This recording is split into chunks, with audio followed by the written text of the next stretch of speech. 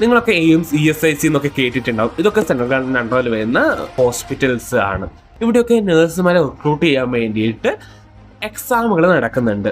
Okay, ഇത് all India ലെവലിൽ നടത്തുന്ന എക്സാംസുകളാണ്.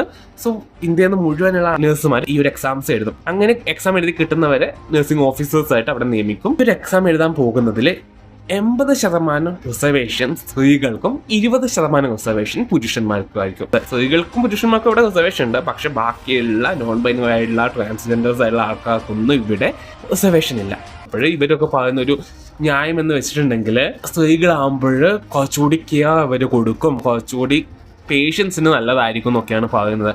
പക്ഷേ ഒരു ഡോക്ടർ എന്നൊരു പോസ്റ്റ് വരുമ്പോഴേ ഈ ഒരു ഡിഫറൻസ് ഒന്നും എവിടെയും കാണുന്നില്ല. ഈ ഒരു ഫീൽഡ് എടുക്കുമ്പോഴേ ഇവിടെ പണ്ട് മുതലേ കൺവെൻഷനലി ആയിട്ട് ട്രഡീഷണലി ആയിട്ട് സ്ത്രീകൾ മാത്രം ജോലി ചെയ്തുകൊണ്ടിരിക്കുന്ന ഒരു പ്രൊഫഷൻ എടുക്കുന്ന സമയത്ത് അവിടെ ഒരു റിസർവേഷൻ എന്ന് പറയുന്ന ഒരു കാര്യം കൊണ്ടുവരുമ്പോൾ 80% റിസർവേഷൻ ഓൾറെഡി അവിടെ ആ ഒരു ജോലിയിൽ സ്വാധീനമുള്ള കൂട്ടം വിഭാഗങ്ങൾക്ക് നൽകുകയും പിന്നെ 20% അതിൽ വരാത്തൊരു കൂട്ടം ജനറലിന് നൽകുകയും ചെയ്യുന്നതിലുള്ള വേർതിരിവാണ് ഞാനിവിടെ ചോദ്യം ചെയ്യുന്നത്.